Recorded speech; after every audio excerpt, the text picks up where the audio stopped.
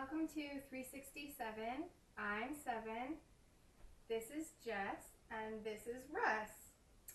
RussFoxx is a body modification specialist in Vancouver, BC, and Jess is a published model and makeup artist in Vancouver, BC. So I'm here today to talk to this power couple about what you do for a living, actually. I wanted to start with who you are. So your name is RussFoxx, RussFoxx. Correct. Were you born with that last name? I was not. Actually, Okay. I wasn't born with Russ as a first name either. Oh, okay. So where were you born, and who was little boy Mystery? I was born in a small town in Ontario called Alliston. Okay. I grew up in a neighboring village. It's more of a hamlet called Baxter. Okay. But Alliston was the closest town. That's where the hospital was I was born in. Most of my family is still in that area to this day. I grew up there, went to high school there, went to elementary school there.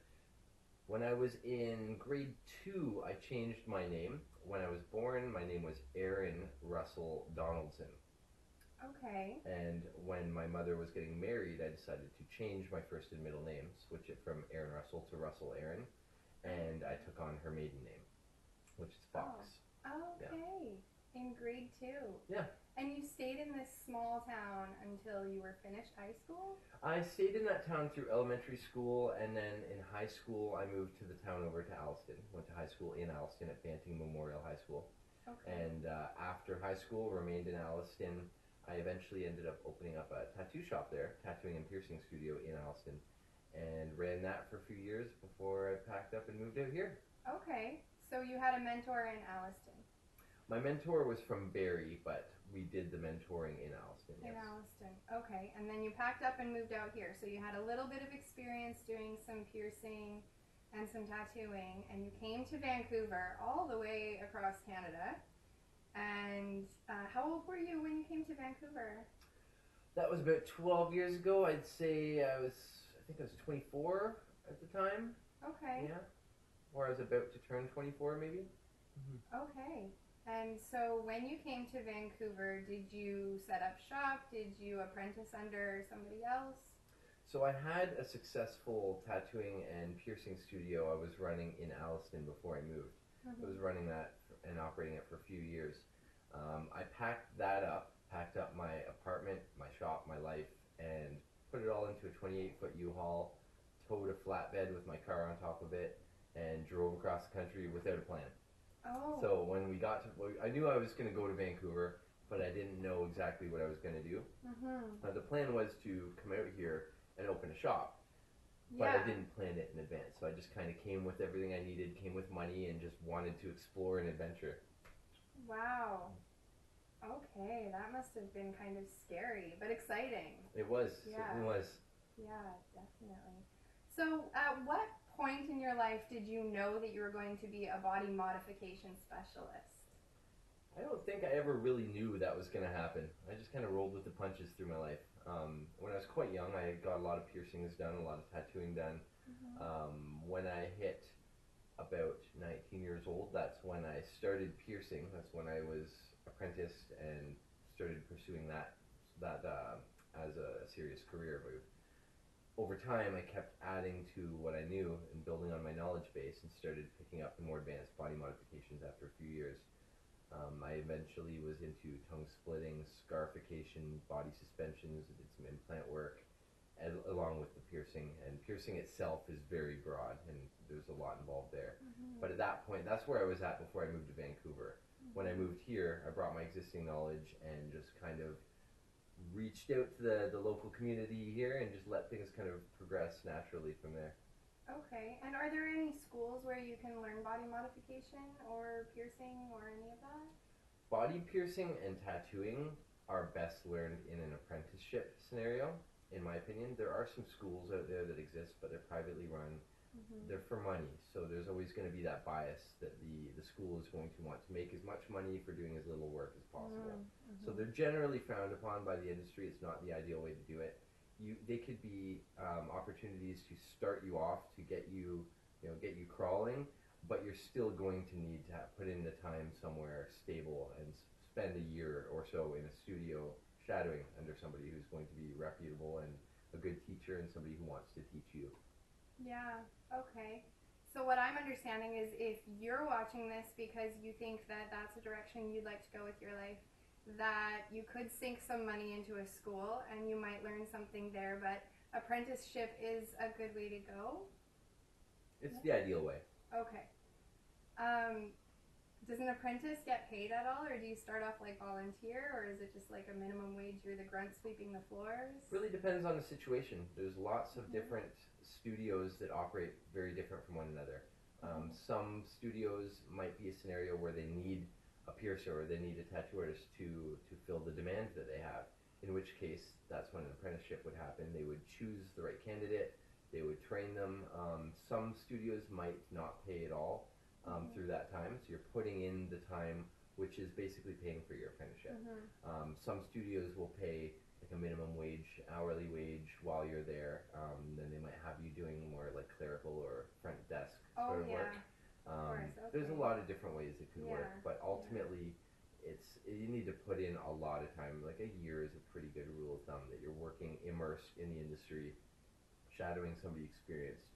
So whether or not you're getting paid, it shouldn't really be about the money at that point. It's all about the learning. Yeah. So if there is no such thing as a post-secondary school for piercing or tattooing, this is the best you've got. You need to put that time in. Okay, so maybe instead of paying for tuitions and learning without getting paid for it, you could not pay for tuitions, and you might even get paid to do the office work. When people see piercings or other body modifications, one of their first questions is, did that hurt? So, did that hurt? Well, it all hurts, but pain is immeasurable, and pain is in the eye of the beholder. When pain is voluntary, it's hard to describe it in a negative way. You know, when you choose to do something to adorn yourself or to modify yourself, and you know it's going to hurt, but you want it bad enough, the pain doesn't matter. The pain is just a stepping stone to get to where you want to be. So with that, the pain can become accepted, it can become exciting, it can become a tool. So there's a lot of positive that can come from pain when it's approached in that way. So this stuff does hurt, but that's not going to stop me from doing it. So the reason for the pain actually changes how it's perceived. Yeah, and it can be, again, it depends on the person, their intent, and what they're doing. But a lot of time, when something hurts, that makes it more empowering. That gives somebody the sense that I earned this, right? So you go through the pain, you've got this beautiful piece of body art to show for it, and you're going to be that much more proud of that art, and that much more proud of yourself for doing it and achieving it. And wear it like a badge. Exactly. Badge of honor. Yeah. So when somebody says, did that hurt? You can say, fuck yes it did. Hell yeah. Okay, great. You had mentioned that pain can be a tool, and I'm interested in pain intelligence and what kind of tools there are for managing pain. I know some people endure pain long term, and they have to be educated on how to handle long-term pain because of some injury or illness. Are there tools that you use to manage this type of short-term pain that people are experiencing? Definitely. In certain cases, like for example body suspension, pain is a very large and relevant part of that experience. It's all about feeling that pain, working through that pain, and coming out on the other side a stronger person. So when you're going through a suspension, especially a first-time person, they don't know what they're getting into. So having somebody there who has been through it before to coach them is a very strong tool to have. I would arguably say it's necessary. You need to have that. Otherwise, it's completely blindly approaching the unknown, and it could be more dangerous for that reason. So it's good to have somebody there that is experienced that can guide you through it. When you have somebody there that's experienced guiding you through it, they're also going to know more of the ins and outs. So for example, bring something with sugar in it, have a drink or candy in case your blood sugar drops if you've got shock kicking in. That can quickly snap you out of it. So that could be And they would know the considered signs of Yeah, shock. yeah, exactly. So don't try this at home. This is not for amateurs. If you're interested in any suspension or a body modification or even a piercing, don't try and do it yourself. There's professionals out there who have done their apprenticeship, they've been mentored, and these I would say rituals because I'm thinking of the history, these body modifications and experiences, and in the case of even suspension, it's not a lasting modification, but it's a lasting experience for the person. And the scars are lasting. Okay. And so what's some of the history going back? I'm thinking rituals because I'm thinking of the Mayans who used to pierce themselves as a religious thing. But what's some of the history of like the modifications where you're doing like piercings and Well, body modification can be traced back thousands of years into many different cultures. It's been used to mark a rite of passage. It's been used to mark social status. It can be used for a lot of different things, and just more recently in Western culture has that been kind of rekindled and been brought back. After the advent of Christianity, it was all pretty suppressed for quite some time. But now that we have social media so prominent in everybody's lives, now it's starting to really help body modification flourish more in the mainstream. You're now seeing more professionals with visible tattoos and visible piercings. It's becoming a lot more accepted in the general public and in society and in jobs in the marketplace. It's something that's slow going, but we're seeing it happen more and more quickly and aggressively now. And it's a great step forward in terms of people just being open-minded and people being able to express themselves without criticism. But it's always been around. It's always been there. It's just now we're seeing it more because it's in front of us. It's on screens. You can reach out to people on the other side of the world that are into the same things as you, and it gives you that sense that you're a part of this community of people that are close together, that all are into the same thing, when you might very well be scattered all over the world and never actually meet each other in real life. But it's allowing people to really put themselves out there and to feel proud of it. Okay. Yeah, and have you done some traveling? I know you're going to be doing some traveling soon across Canada. Have you done traveling around the world and seen this kind of work being done in other nations? I've been to quite a few countries. There's still a lot of traveling I'd love to do. I haven't seen many countries that are in Europe. I've traveled quite a bit to learn, basically. If there has been conferences or workshops or seminars available somewhere, I will travel to it. So that has brought me to the US. It's brought me to Europe, to various places. And it's always fun to travel to begin with, but if there's something out there that you can learn, if the information's available, you gotta go for it. You gotta travel. You gotta put that money out, put the time out, put the energy out, and go for it, because it's really hard to learn a lot of these things that I do and the different types of body modifications. So if there's somebody offering information, you should go wherever you need to go to get it, and you owe that to your clients in terms of safety and just giving the best service that you possibly can. Learning from the best so that you can be the best. Yeah. How many years have you been doing this? I've been working in the body modification industry for about 14 years. I started as a piercer back in 2003, I think it was I started. Piercing led me into tongue splitting, scarification, implants, body suspensions. It was kind of a natural progression for me because I keep learning, keep wanting to learn. And I found a website at the time called BME, and that was kind of a hub for body modification. It was a place where people, body modification easing. That was a website that it still exists. It's just not so prominently used these days. But back in the early 2000s, it was very prominently used by people that are into body modification.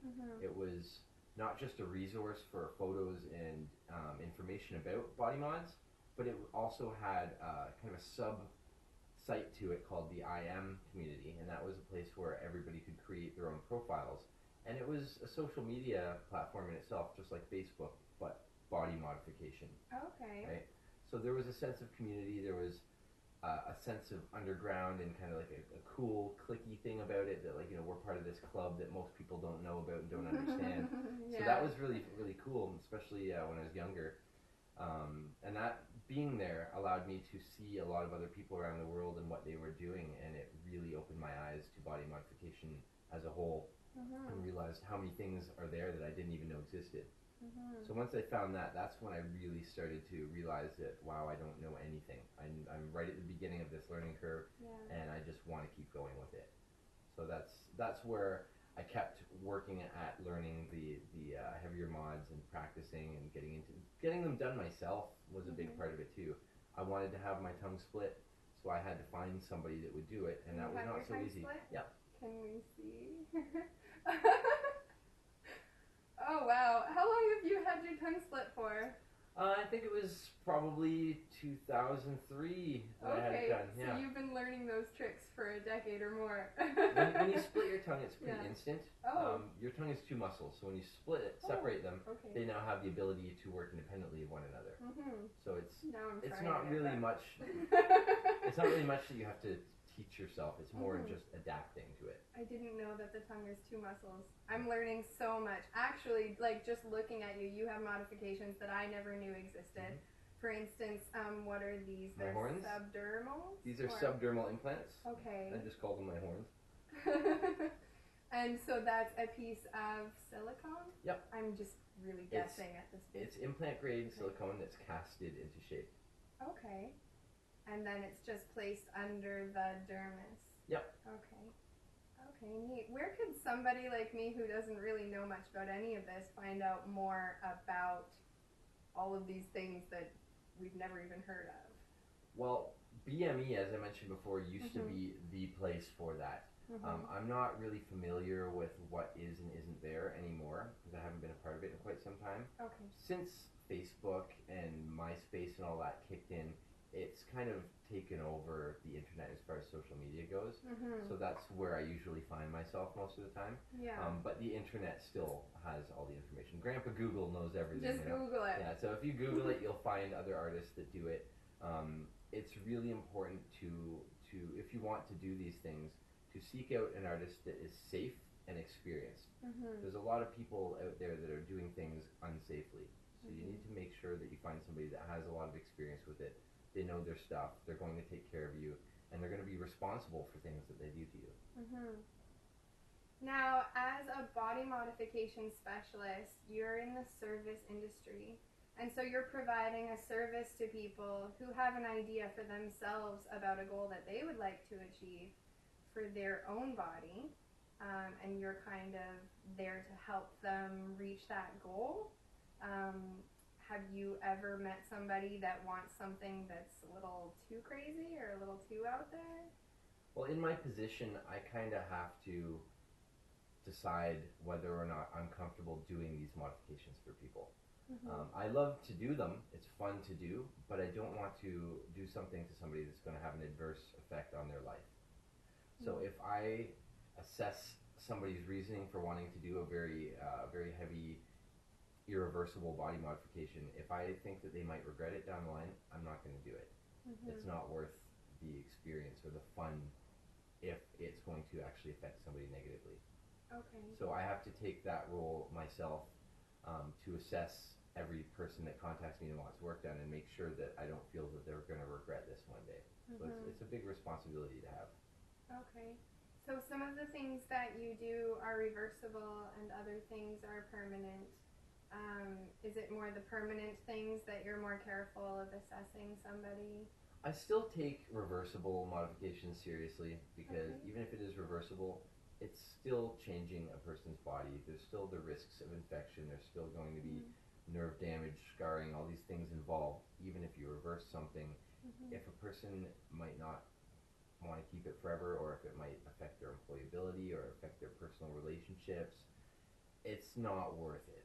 I'm not going to do it. I'm going to explain that to them beforehand, respectfully and honestly and tactfully that, it's not that I don't appreciate why you want to do this. I'm just not 100% sold that you won't regret it. So that's going to be more often the case when it's somebody who's younger. If somebody's like, 18 or 19 years old and they want to tattoo their eyeballs black, I'm going to be a lot more hesitant to do something like that than somebody who is 35, they're married with children, stable job, self-employed, they're already tattooed, somebody that's going to be more stable in their life and they know where they are and where they're going. That's going to be a person where I'm going to have a lot less concern about. So even though a client coming to you takes responsibility for their own body and what they're asking you to do, you also have to make a judgment, a personal judgment on whether you feel comfortable doing it, and if you don't, then you're going to just flat out refuse. Yeah. Okay, all right, interesting. Well, I just kind of wanted to wrap it up talking a little bit about where you're going across Canada. So where are you going and why? So I do an annual cross Canada modification tour. This year, we're going to be leaving very soon. We're leaving April 15th. Okay. Jess and I are going to start here in Vancouver and work our way all the way to St. John's, Newfoundland. So we're working in every city, every major city across Canada, and a few smaller spots in between those cities. We are taking bookings in advance. You can email at russ@russfoxx.com to make your bookings. We're going to be hitting, I'll list off some places we're hitting. Sure. We're going to be hitting Kelowna, Calgary, Edmonton, Saskatoon, Regina, Brandon, Winnipeg, Thunder Bay, Barrie, London, Hamilton, Toronto, Ottawa, Montreal, Moncton, Halifax, Sydney Mines, Glace Bay, Port aux Basques, Gander, St. John's. We're hitting all those places, turning around, driving back through, and then hitting some other ones that we didn't hit on the first part. So southern Alberta, we'll be going to Lethbridge, High River. We're going to do some more BC locations on the way back. So we're going to hit Nelson, Osoyoos. Yeah, it's going to be a lot of fun. So if you're in any of those places and you want work done, email russ@russfoxx with 2x's.com.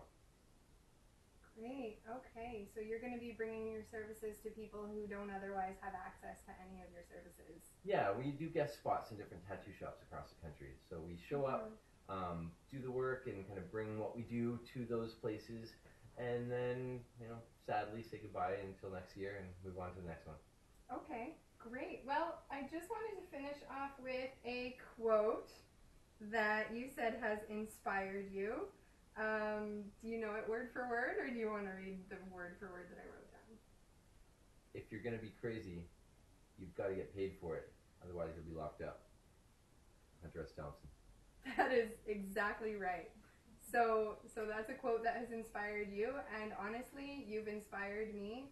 I love to see that you're offering services to people so that they can change themselves and become more of who they perceive themselves to be, or less of something that they don't perceive themselves to be.